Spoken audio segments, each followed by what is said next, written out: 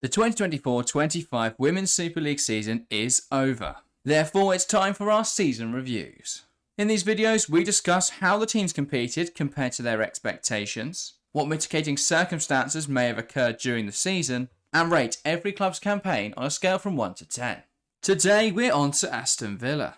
A season which promised so much the Villains got off to a torrid start with Robert De Pauw sacked early in the campaign.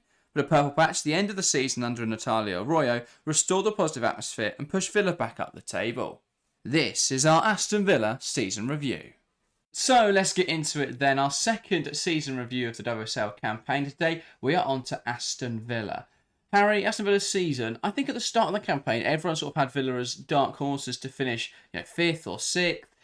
It didn't initially pan out that way, but in the end they got there. Yeah, it was a weird season for Aston Villa, as you say. I think there was a lot of optimism to start with. They brought in Robert De Pauw from Leverkusen, and everyone thought, this is an established manager who is a very decent tactician, knows how to get his sides playing good football, and we thought Villa would really hit the ground running. And in the early stages, we saw good performances, but not results, and then we saw bad performances and bad results, and then eventually Robert De Pauw was sacked. But I think it was a frustrating start to the season for Villa because there was so much optimism, so much belief going into the campaign, and that all fell away very quickly.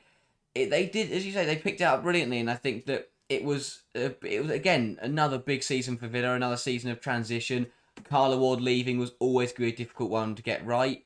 They admittedly they did get it wrong with their first appointment, but with Natalia Arroyo coming in for the second half of the season, that looks to be a very, very decent addition and a top coach, and we've seen that in the second half of the campaign. So I do think that for Villa, the start of the season was really poor, but they did very, very well to recover it, and they put themselves in a good position to build on it next season. But it was as we'll get into it was a really mixed season for Aston Villa. Yeah, I don't know if De Pauw was the wrong appointment. I think it was the wrong manager at that time. But I think in terms of what they wanted from a manager, I think that made sense. The problem is you needed someone to come in, and once you've had Carla Ward, who was really incredibly close with the players, you need someone else who the leadership team are going to be behind. So I think whoever was going to come in to follow that, especially if they're a male manager, was going to be incredibly difficult. Yeah. So he was almost the fall guy for Arroyo to come in the back half of the season and bring back that positive spirit. But I think looking at last summer's window, there was clear ambition from Aston Villa, signs of Grant, of Robinson, of Missy Bo Kearns, all really good additions. Jill Beijing, so I think they'll be really keen to try and get on a permanent, especially with Jordan Nobbs leaving and a few other players leaving. I think they'll be looking to bring in some of those that have contributed this campaign. But yeah, I think they've done really well this season, Aston Villa, towards the end. But it could have been so different had that last 5 games not gone the way it had, because they've been second last in the table. So it's a difficult one to assess, because on one hand they've done really well to finish 6th, and that's a really positive end to the season. But on the other, it wasn't just a good patch of form to mask what was otherwise quite a poor season. Because I think what we saw in the second half of the campaign was good performances under Arroyo, but the results didn't come, and then they did, which I would say is slightly more encouraging than if the performances weren't there and they suddenly went on a run. Yeah, I think that, as you say, we see Arroyo, the start of Arroyo's management and the start of De Pauw's role were very, very similar. Both were playing well, but just didn't get the rub of the green in the games, didn't get the results. But the big difference is that Arroyo, in those last 5 games, won all 5 of them, and the form really picked up, and De Pauw's didn't. But I think a theme that was across the season was Villa playing well and not getting the results either due to player errors. I think there's loads of games in there. I think the Chelsea one at home, where they're a minute away from getting a point against the league leaders, and then Sarah Mailing put it in their own net. They were doing brilliantly. I think it was the game under Sean Goater actually at Villa Park, but again, where they were holding on against Man City, they were playing well. Chastity Grant put them 1-0 up. They were in a really good position. And then a really poor pass across the back line that got intercepted by Miedemar, and suddenly the game was level, and that completely changed the match. And I think that Villa's major problem this season was those individual errors that let them down, because they'd play well for 60, 70 minutes of a match, but they'd have 20 minutes where they made loads of errors, and it would completely cost them. They were really silly. They one of the only sides to lose to Crystal Palace this campaign. There were some really bizarre results. That absolute. I mean, I remember the game at Villa Park against Tottenham where neither side wanted to win that football match, and ended up drawing 2-2 in the end, and it was just a complete mess of two sides who were making a lot of errors defensively. But I think that will be the aim for Villa next season, and I think it's what let them down this year was that yes, they did brilliantly to climb the table at the end, but the individual mistakes, the individual errors from certain players, especially in the defensive third, massively cost them, because I genuinely think they've got one of the best attacks in the league. The firepower in that front line is incredible, but I think defensively they really let themselves down this year. Yeah, I think it's similar to Brighton in the sense that they're trying to run before they can walk. I think a lot of these sides, they want to bring in really exciting young managers who play attractive brand of football, and that's great. That's exactly what we want in the league.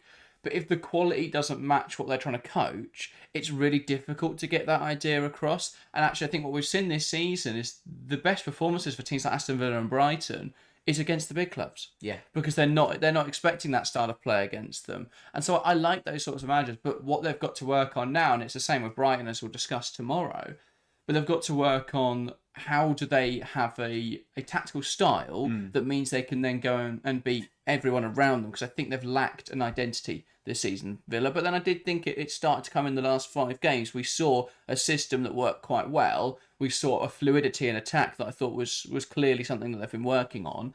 So I thought, yeah, a definite improvement in the last 5 matches, and they'll be looking to sort of take that on into the new campaign. Let's review the competitions then against their pre-season expectations. 6th in the WSL. I think it looks much better than it was, given how close everyone was from 5th to 11th. And actually, next season, anyone in that bottom half of the table could go down, with London City Lionesses looking to shake things up.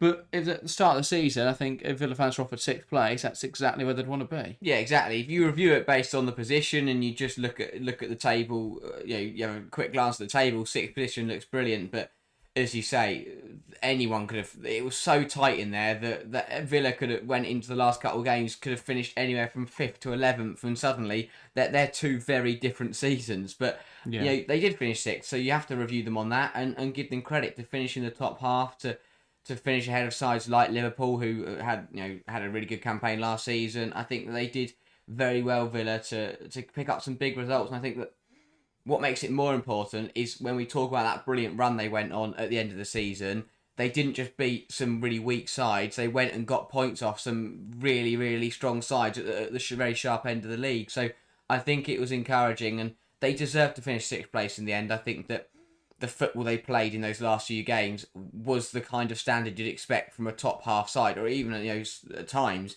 the way they're playing it was what you'd expect from a top 4 team. They played some beautiful stuff, and I think they 6th on paper in the league. 6th is a really good finish, and I think Arroyo and Villa will be happy with that. Yeah, I also think it's one where the performances merited it as much as the results weren't there in the first half of the season. It's easy to say, well, they're only there because of that last 5 matches. That may be true, but I think the performances were there earlier in the campaign to justify them being there. So I don't think they're out of position per se. I think they were earlier in the campaign when things just weren't really going their way. In terms of the other competitions then, Subway League Cup, group stage, it's a bit of a difficult one. They got knocked out of a group with Tottenham in it. When there's only one qualification spot because of the Champions League teams, it is really difficult to get out of the group stage. It also depends on the draw, because like Durham got through this year solely on the fact that they had a really nice group. So I think it's one of those that I think, given the group that they were drawn, to be fair, Tottenham were rubbish this year. So I think Villa will be annoyed by that. But on paper, it was a tough group to get out of. They did the most they could. They took 6 points against the other 2 teams. I think they lost to Tottenham. So, yeah, I don't think that's any source of frustration or concern. But I think that's a type of competition they'll be looking to get out of the groups of next year, because I think in those cup competitions, you can get to the quarters, get to the semis. It gives you an opportunity, as we saw from United and Tottenham last year in the FA Cup, as we saw from Liverpool this year, getting all the way to the semi-finals of the FA Cup. They're the sort of competitions where you can get a bit of success, and a chance for silverware would be really exciting for these kind of teams. Yeah, exactly. I think that the domestic cups are the best places to take advantage of the big sides not focusing or potentially resting up a little bit, because the Champions League sides, they're going to focus on winning the league. They're going to focus on going deep in the in Europe. So it's a good opportunity. I think Villa now finishing sixth, they want to climb. They want to solidify themselves in that bracket of the sides who will pick up the pieces when the big lot slip up, or will force the big sides to slip up. And I think that they can do that. They did it this year, and as you say, I think that competitions like the League Cup, like the FA Cup, I think Villa have got to try and get something out of. Yeah, and then FA Cup quarter-final stage. They did really well to get past Brighton in the round of 16. That was a tough tie. They were halted by Man City in the semis. I think they'll be disappointed by that, given where City were in that moment. I think they could have taken advantage of that. But yeah, still, quarterfinals is not bad for Aston Villa. No, not at all. I think, as you say, when you look at the other games they played in that run, that Brighton victory in the round of 16 was brilliant. I thought they played superbly in that, and that was one of Arroyo's first games in charge. And I sat there and thought, this is a Brighton side who have played really well, and they've just been smashed 3-1 by Aston Villa. And I think that was one of the bigger results in Arroyo's first games in charge. That thought, that is a top coach. And as you say, I think Man City they'd have liked to get something more from, and they could have given them a better game, but 2-0 against a side of Man City's quality, it wasn't too bad. Last 8 of the FA Cup, it's a decent bracket to be in. It's just a really decent place to be in. Yeah, fair enough. So I think all in all, they probably met their expectations. I don't think you can say they exceeded them because the first half of the season wasn't great, but they certainly didn't fail where they wanted to be this campaign.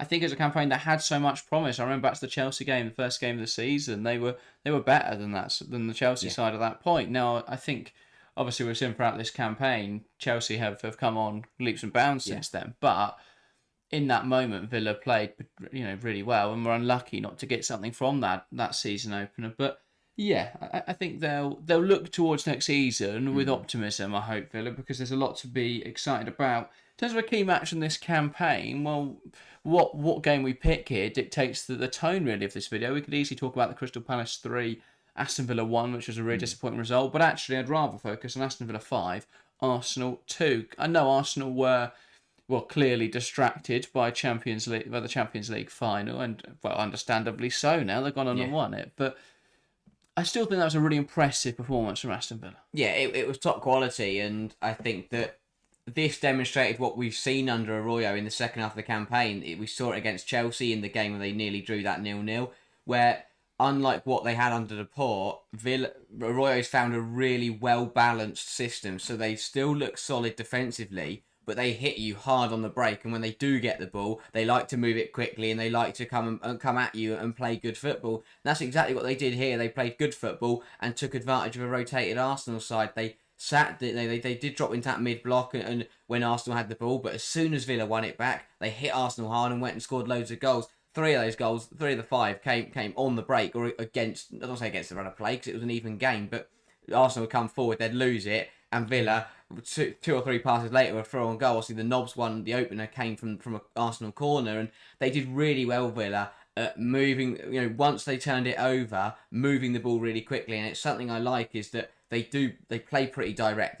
We saw it when they play the bigger sides. Again, we saw it against Chelsea, that direct ball into Gabby Nunes, and same with Villa, those direct balls. And I like I think that the change to the 3-back as well has looked pretty decent as well with playing Grant as a wing-back.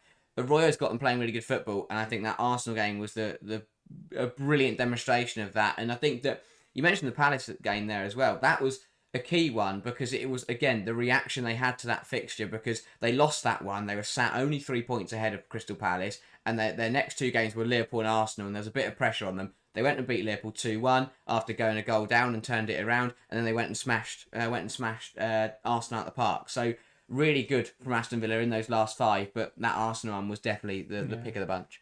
Yeah, very, very impressive last 4 games. Chastity Grant, the key catalyst behind all of it, I think. What she did very well, Arroyo, was get the best out of their best player, and I think we knew that from the start of the campaign. But before the season, there was a lot of hype, there's a lot of anticipation of Chastity Grant. She looked really exciting against Chelsea, and sort of didn't really do much for half the season. But those last 4 matches looked really, really impressive. I think in the Arsenal game we saw what Villa are looking to do is generate those transitional moments and hurt teams in that way. So by baiting teams into pressing them, or by letting teams come onto them, they can then turn the ball over deep and then transition quickly. And by playing a 3-4-1-2, you end up with two strikers, and that's two outlets to try and find a pass to. So actually, oftentimes when you play teams like Arsenal, who only leave 2 or 3 at best players back to defend transitions, you can get the advantage there, especially when the attack midfielder comes forward. So yeah, I think we saw in that game a really impressive showing from Villa, and yeah, hopefully we can see them do more of that next season and take on more of the stronger sides in the league. Yeah, I think that, as you say, they've done well at taking on the bigger sides in the league because they've unlocked those big game players. Grant this season looked bright against Chelsea in both the home and the away games. Scored against Manchester City. Scored, was it 2 against Arsenal? Again, we speak about the comparison there is to the likes of Olivia Smith, who's exactly the same. She thrives in the big games, scores against the best clubs in the league, and for Villa to have a player like Grant who can do that, it's incredibly strong. But I think for Villa, it's about what Arroyo, I think, has done really well, and I'm intrigued to see where the direction will we go next season is unlock the full potential out of the quality they've got. I think Ebony Salmon's the best example. I think Ebony Salmon's a good player, but I don't think, I think she's been in brilliant form, but I don't think she's a top forward, a top 4 WSL, top 6 WSL forward. But in the last few games of the season, in that brilliant run, Arroyo got her firing. She was absolutely incredible. Just in behind, caused so many problems, and showed brilliant composure and great decision making when she was one-on-one with that goalkeeper, and got really good at just knocking it past them. And I think it was really good to see a player who I think has been a little bit hit and miss since she joined Villa have a really consistent patch of form. But the reason why I question her direction is, was that a good patch of form, or can Salmon do that for the whole season? And that's what over this summer Arroyo and the staff at Villa have got to work out, I think, across the board, because I think they've got some really good players who have looked brilliant in patches, but are those players going to be consistent for a whole campaign, or was it just a purple patch? Emily Salmon, I think, is the best example of that. A player who hasn't really shone for Villa, was brilliant at the end of the season, but can she take that into next campaign and deliver across a 22-game season? That's a big question, but I'm not the one who's got to find out. Arroyo's the one who's got to find that out, which I'm glad, because it's a difficult one to get right. Because if you do bring in a forward, that feels really harsh because Salmon's done really, really well. But if you're going to bring in a forward that is going to deliver, it's a different question. But I think that it's obviously it is a big summer because it's Arroyo's first summer with the club. So I'm intrigued to see what direction they go in, whether they keep this kind of mentality of getting the best out of the players they've got, or whether they do what they did last summer and go and bring in bigger names who have played on the European stage, who are going to come in and replace what you've already got. Yeah, indeed. I think that merged quite nicely into our team assessment. Mentioned there 2 players I would have picked out for praise in Salmon and in Chastity Grant. I think other players, Missy Burkearns this season, slightly different role for her than she's used to. She's excelled in that position. Jill Beijing's another one who, it probably isn't a player that, I don't think it's a player that Arroyo would have picked up, but if it was her at the start of the season, but she's done. And actually, I think we're now seeing, I think Beijing has worked really nicely in this Villa side if they can keep her permanently. I think in terms of improvements, though, I think that already a lot of them are going. I think Jordan Noss will be a huge loss, but I think the legs there were lacking this season, and having a bit more mobility in there, I think in the midfield will benefit them. I think Rachel Daly is probably past her best now, and if she's in a starting capacity next season, that would be for Villa. I think that'd be a really worrying thing. I still someone who can contribute immensely, especially as part of a figure in that changing room. But I think someone they'll be looking to move into either a more rotational role or to move on ultimately. So yeah, other than that though, I think Villa defensively need a whole overhaul really. I think Paula Thomas did well, but she had injuries and suspensions this season that didn't help her. So I think there's a lot to do at Villa defensively. I think with the attack, it's just about holding on to their players. I wouldn't be surprised if there are other clubs snooping around them. So, yeah, other than that, though, I think Villa are in a really good position. Yeah, I think, as you say, defensively, they need reinforcements. They need to add a bit of quality there. I think that But for me, the midfield is that main area of question because we've seen that pivot of Beijing's and Missy Bokerns. But if you don't get Beijing's on permanent, and with Nobbs leaving, need a defensive midfielder. Need someone who's going to prop that pivot up. Definitely, and again, if you don't want to start Daly, you could push Missy Bokerns on into the 10, but then you haven't got anyone playing in your pivot. So midfield starters, I think, and defensive reinforcements. And suddenly, I think that puts Villa into a really solid position in that mid-table, looking to push on and become best of the rest. Yeah, I also think Aston Villa shouldn't shy away from loans. I think we've seen the sides around them, Brighton and Liverpool, have used loans quite effectively this season to bridge those or to close those gaps in their squad in a very cost-effective way. I think Villa can do a similar thing. I wouldn't be surprised if Julia Bartel or Lexi Potter were available for loan this summer. That could be a very interesting one, or indeed a permanent. I don't really see Lexi Potter unfortunately breaking into that Chelsea team. Yeah. So is that an opportunity that Villa can take advantage of? I think they'll certainly be keen to. I think they can do that with various positions. Though what you want to do is take the cast-offs from those top sides because they're not bad players. For me, someone like Lotte Wubben-Moy, you've got to push for her this summer. Yeah, those clubs just below the top four have got to push for her this summer because I think she'll look at what her options are. And if Serena's saying you need to be getting more game time, and she's looking at Arsenal this summer, who I think Catley and Williamson are ahead of her already in the pecking order, evidently, and I think they'll be looking at another centre-back. If that is the case, she's suddenly quite far down the pecking order, so I think clubs have got to be looking at players like that and seeing if they can entice them with the promise of being a star player in one of these, the sides just outside the top four, or whether they, can entice them with that option.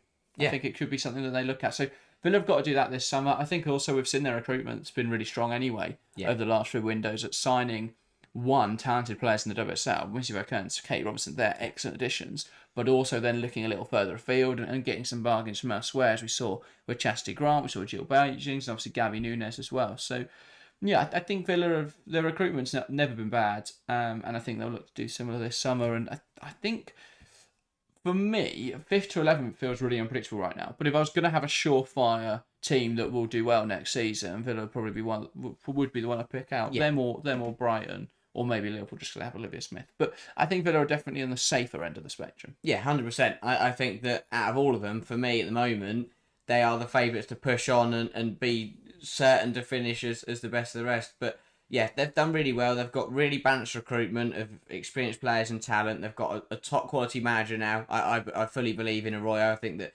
she tactically is up there as one of the best in the league. And I think there's a lot of promise, but a good campaign overall. And hopefully we'll see them build on it next season. And who knows, maybe they'll go on a magical cup run or something and bring silverware back to Villa Park. Possibly so. Rating wise, then, for this campaign, how would you assess this season? I think that, obviously, as we mentioned, first half was a shambles. Second half was much, much better. To balance it out, I'm going to go for a 6. I was going to say the same, so I think we're unanimous in that. Yeah, I think just above average, could have been better. I think, they finished 6th, but the points tally this season in a normal campaign would have seen them a fair bit lower. Yeah. So I think, 6th feels fairly right for how this campaign has gone. 3 different managers. Sean Go to the best of them all, of course. But I think they'd have done well to come out of this season. And it's a very young team as well. Yeah.